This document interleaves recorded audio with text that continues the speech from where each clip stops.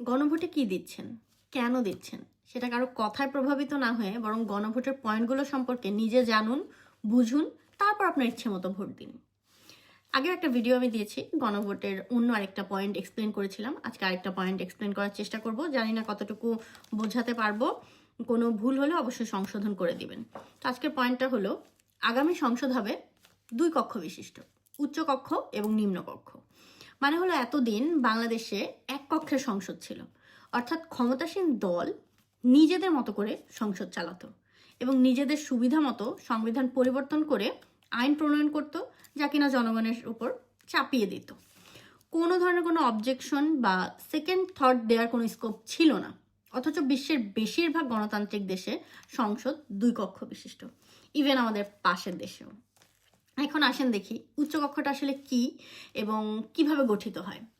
ধরেন একটা দল 200+ আসন পেয়েছে, তার মানে বর্তমান সিস্টেমে সংসদ চলে যাবে তাদের কন্ট্রোলে।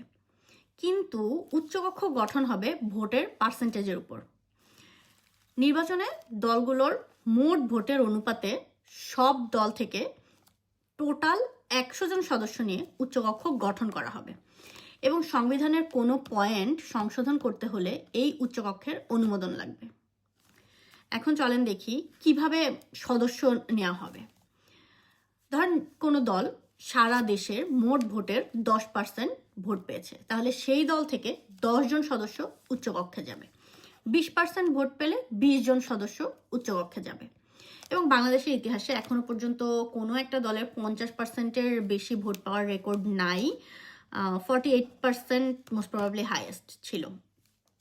তার মানে 200+ আসন নিয়ে ক্ষমতায় গেলেও উচ্চকক্ষে তাদের সদস্য থাকবে 50-এরও কম।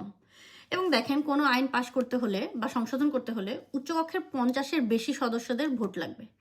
তো এখানে উল্টাপাল্টা কোনো আইন পাশ করতে চাইলে তাদের নিজস্ব দলের সব সদস্যরা সমর্থন দিলেও, নিম্নকক্ষ থেকে সেটা পাশ হয়ে এলেও উচ্চকক্ষের অন্যান্য দলের সদস্যরা উল্টাপাল্টা অযৌক্তিক আইন প্রণয়নের সমর্থন দেবে না।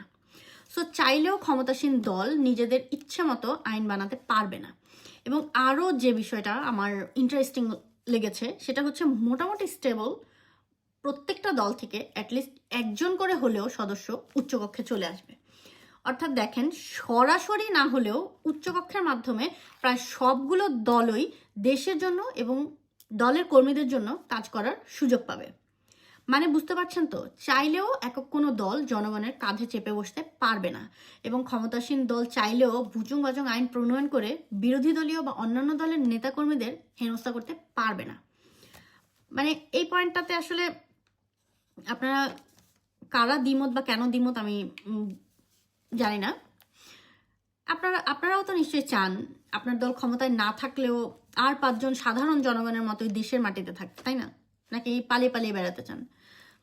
ধরেন আপনার দল পালিয়ে গেছে, ক্ষমতায় নেই এবং আপনি কোনো অপরাধ করেননি, তাহলে আপনার আবার দেশ ছেড়ে যাওয়ার মতো অ্যাবিলিটিও নাই। তো আপনি কি করবেন? আপনি তো চাইবেন সাধারণ 5 জন জনমানুষের মতোই নিজের দেশের নিজের ভিটে মাটিতে বসবাস করতে, তাই না?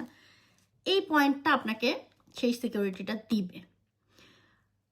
অর্থাৎ এই পয়েন্টটা যদি প্রণয়ন হয়, তখন দলীয় পরিচয়ের কারণে কোনো ক্ষমতাসীন দল অন্যান্য দলের নেতাকর্মীদের উপর জুলুম করতে পারবে না। তারপর কোনো দল ক্ষমতায় থাকাকালীন চাইলেও স্বৈরাচার হয়ে উঠতে পারবে না। তো আমার কাছে মনে হয় এই পরিবর্তনটা হওয়া উচিত এবং এই পয়েন্টটা অবশ্যই অ্যাড হওয়া উচিত। এবং আমি তো গণভোটে হ্যাঁ দিচ্ছি। এবার আপনি বলেন, আপনি কেন না দিচ্ছেন?